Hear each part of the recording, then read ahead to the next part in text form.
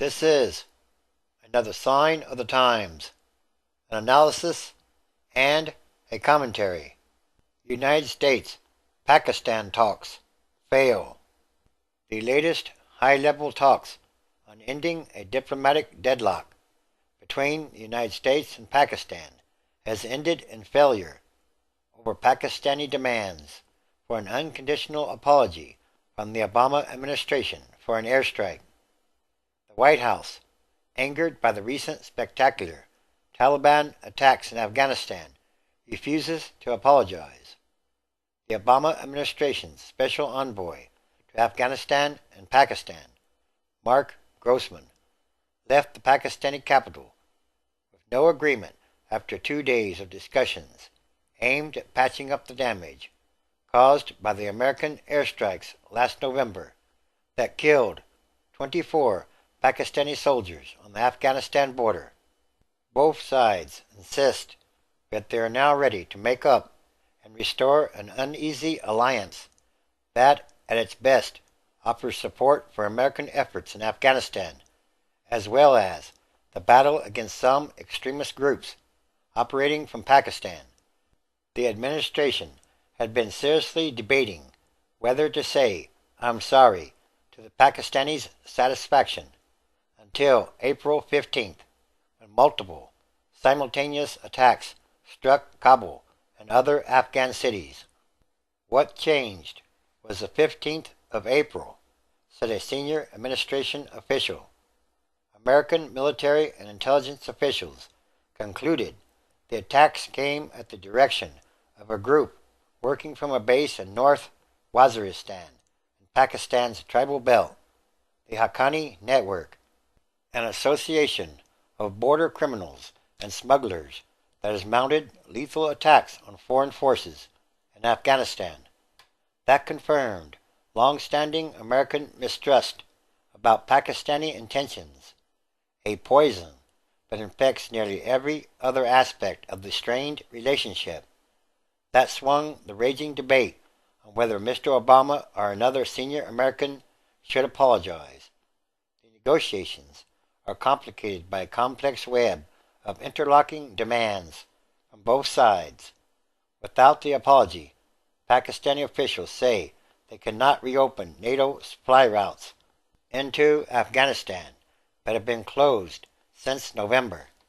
The Americans, in turn, are withholding between $1.18 billion and $3 billion of promised military aid.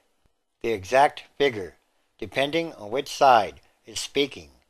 The continuing deadlock does not bode well for Pakistan's attendance at a NATO meeting in Chicago in 3 weeks, assuming it is even invited. The administration has been eager to cast the event as a regional security summit meeting, and Pakistan's absence would be embarrassing. Administration officials have acknowledged that the stalemate would not be resolved quickly. This is the beginning of the re-engagement conversation, Victoria Nuland, the State Department spokeswoman, said in Washington. We're going to have to work through these issues, and it's going to take some time. The two countries, at least, are relieved to have started talking.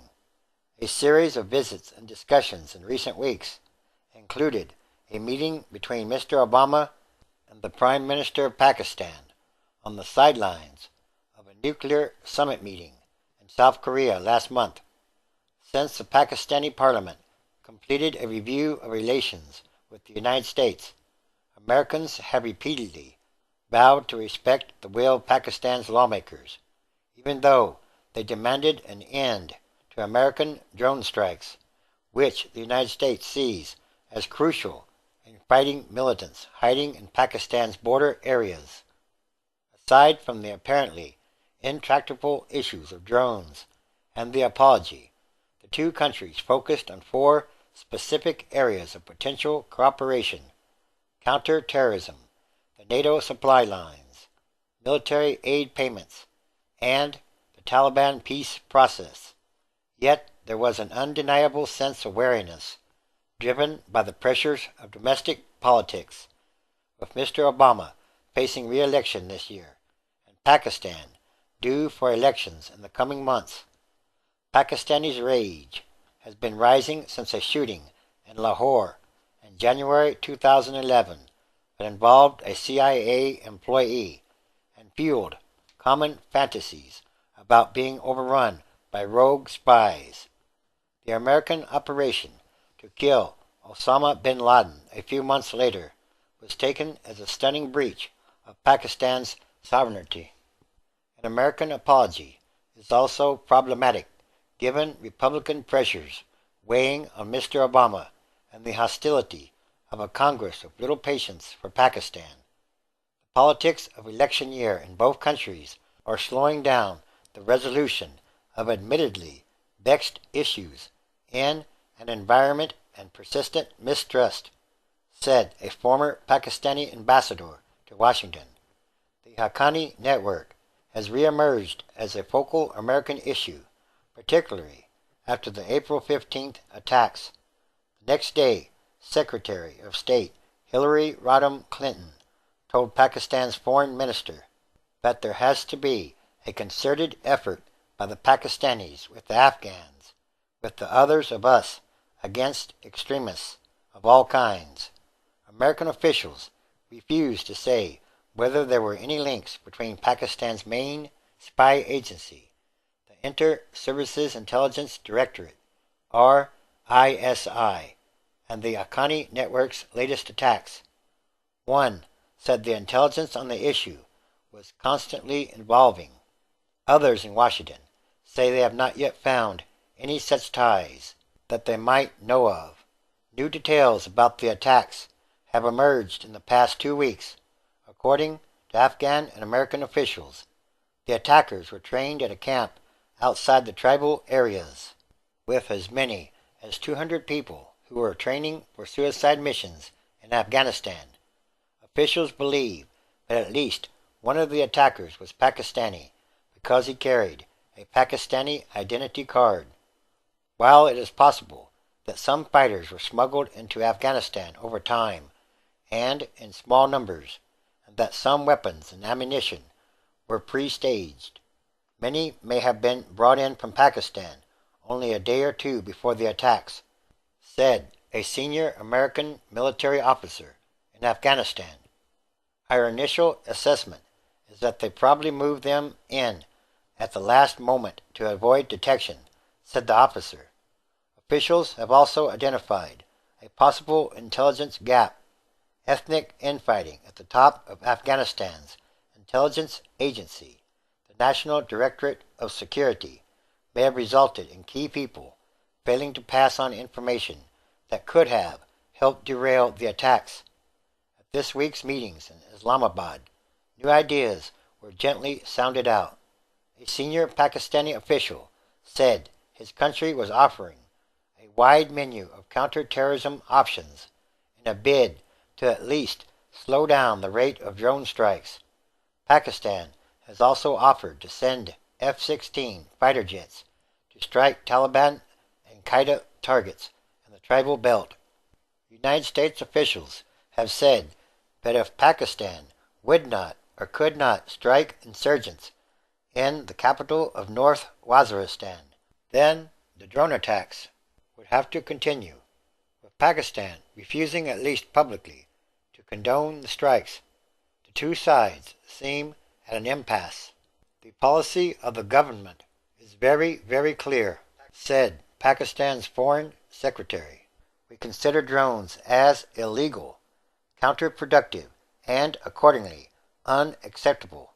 Another Pakistani official, however, conceded, privately, we know they are unlikely to stop. The reopening of NATO supply lines is important for the United States military to support troops currently in Afghanistan, but also to help withdraw tons of weapons and material out as a major drawdown approaches in 2014. But the senior Obama administration official added, Pakistan's support for the NATO lines was about politics as much as logistics. Our NATO partners see them as increasingly problematic, not as a partner, he said. If they don't restore this, those feelings will become intensified over time. In other words, perhaps it's not about Iran's or North Korea's nuclear weapons. Maybe it's more like it's about Pakistan's nuclear weapons. Because, in some kind of way, it seems to be that the United States is already at war with Pakistan. And what will be the end result of these things?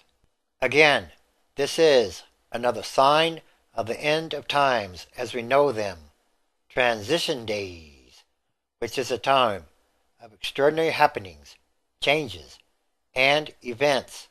Everything is connected, and everything is numbered. It's also called fate or destiny, and it's about what kind of world are we leaving to the future generations? And that should be a very important question to ask. Jeremiah chapter 23, verse 10. For the land is full of adulterers, for because of swearing the land mourns. The pleasant places of the wilderness are dried up, and their course is evil, and their force is not right. 11. For both prophet and priest are profane. Yes, in my house have I found their wickedness, saith the Lord. 12. Wherefore their ways shall be unto them as slippery ways in the darkness. They shall be driven on, and fall therein. For I will bring evil upon them, even the year of their visitation, saith the Lord. Luke chapter 23, verse 29. For behold, the days are coming, in the which they shall say, Blessed are the barren, and the wombs that never bare, and the babies which never did nurse. 30. Then shall they begin to say to the mountains, Fall on us, and to the hills, cover us. 31. For if they do these things in a green tree, what shall be done in the dry? Yes, it's time for prophecy to be fulfilled. This is the time when the past, present, and future come together or collide into one another in some kind of way, and these are more signs.